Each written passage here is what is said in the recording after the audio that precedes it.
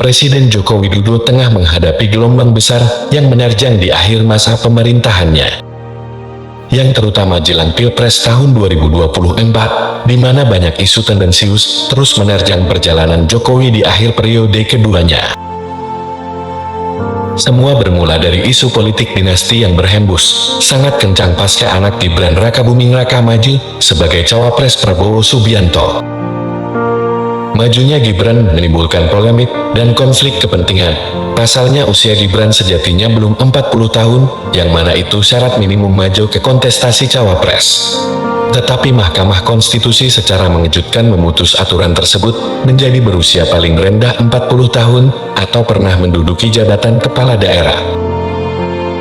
Publik menangkap fenomena itu berbau politik dinasti karena Ketua Mahkamah Konstitusi yang memutus perkara ternyata merupakan paman Gibran, yaitu Anwar Usman. Jokowi pun kemudian merestui Gibran terjun ke kontestasi politik sebagai orang tua. Ada juga isu sebelumnya, yakni perubahan Undang-Undang KPK yang intinya garis komando KPK kini berada di bawah Presiden yang ditengarai menjadi perangkap detmen bagi lawan politik agar bergabung dengan koalisi pemerintah. Ada juga Undang-Undang Cipta Kerja atau Omnibus Law yang telah ditolak oleh Mahkamah Konstitusi sebagai rancangan undang-undang sampah, namun kemudian diperpukan oleh Jokowi. Kemudian, ada isu kecurangan pemilu kian kental setelah ditemukan video sejumlah baliho capres diturunkan oleh orang tak dikenal. Netralitas seakan menjadi barang mahal, sikap memihak aparat diperdebatkan. Teranyar, publik dikejutkan dengan pernyataan Jokowi bahwa Presiden boleh memihak dan Presiden boleh kampanye. Bahkan Presiden sampai mengkartonkan isi pasal 299 Undang-Undang Pemilu yang menyatakan kebolehan itu. Tetapi para ahli hukum menyatakan bahwa pasal tersebut berlaku jika Presiden dalam posisi sebagai kontestan capres petahana. Oleh karena itu publik menganggap Presiden mencoba untuk membodohi masyarakat. Puncaknya, isu pemaksulan Jokowi kembali bergaung di tengah warga. Sejumlah akademisi dan aktivis bersuara dan membuat petisi agar Pilpres tahun 2024 berjalan tanpa kehadiran Jokowi. Ikutnya anak Gibran dalam kontestasi membuat publik sulit menganggap Pilpres tahun 2024 bisa berjalan netral. Maka dari semua itu, sejumlah kampus mulai menyuarakan kritik pedasnya terhadap pemerintah. Mulai dari Universitas Gadjah Mada, Universitas Islam Indonesia, Universitas Andalas Sumatera, Universitas Hasanuddin Makassar, hingga Universitas Indonesia.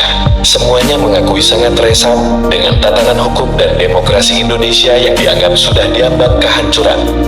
Bagaimana agar jangan sampai Indonesia dirusak kepentingan nepotisme keluarga? Jokowi kemudian langsung merespons dengan cara menyebut hak demokrasi setiap orang memungkinkan untuk berbicara berpendapat, dipersilahkan kepada mereka yang ingin mengkritiknya. Menjelang Pilpres tahun 2024 yang akan dilaksanakan pada 14 Februari 2024, masih banyak deretan isu tak sedap terus menerpa Jokowi. Apakah Jokowi akan merespon semua kritik ini secara cepat dan positif, atau akan memilih menjadi bebek lumpuh di akhir masa jabatannya? Layaknya fenomena pemimpin di akhir masa jabatan di negara demokrasi pada umumnya. Genderang Universitas Indonesia bertalu kembali. Kampus kami adalah kampus perjuangan yang telah melahirkan para petarung yang berdiri paling depan dalam menghadapi berbagai peristiwa berat bangsa ini. Para pendahulu kami bahkan telah menumpahkan darahnya. Sebut saja Arif Rahman tahun 65 dan Wilhan di tahun 98. Tak terbilang pula mereka yang dipenjara tanpa pengadilan pada tahun 1974 dan tahun 1998 karena menolak penguasa yang otoriter. Sungguh bukan nampak diam, seakan kami tenggelam dalam kerja-kerja akademik di ruang kelas, di ruang seminar, laboratorium, dalam tumpukan buku, atau menulis dan eksamen ujung pena. Kami tetap mewaspadai hidupnya demokrasi dan mewaspadai pula kedaulatan agar tetap di tangan kami. 5 tahun terakhir, utamanya menjelang pemilu 2024 ini, kami kembali terpanggil untuk menabuh genderang, membangkitkan asa dan memulihkan demokrasi negeri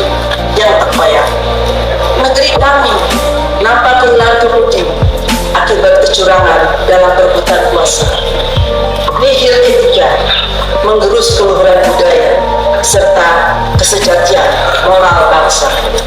Kami, warga dan alumni Universitas Indonesia, prihatin atas hancurnya tatanan hukum dan demokrasi, hilangnya etika bernegara dan bermasyarakat, terutama korupsi, kolusi dan nepotisme yang telah menghancurkan kemanusiaan serta merampas akses keadilan pada kelompok-kelompok miskin terhadap berbagai hak yang berkaitan dengan kelayakan hidup.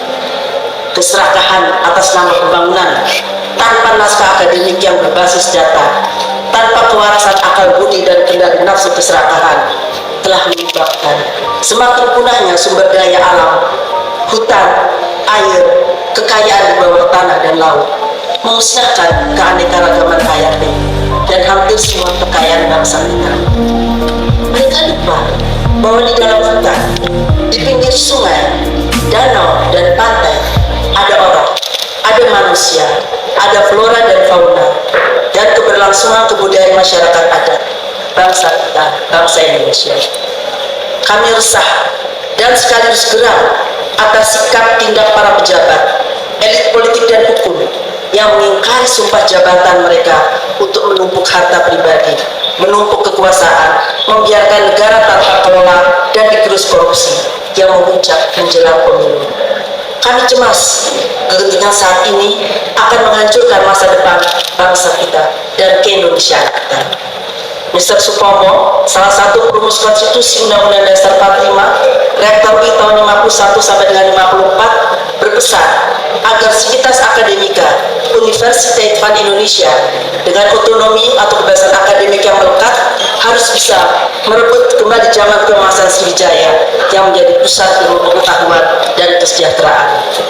Maka berdasarkan ruh kebebasan akademik yang kami punya, kami berdiri di sini mengajak warga dan alumni Universitas Indonesia dan juga seluruh warga Indonesia untuk segera merapatkan barisan.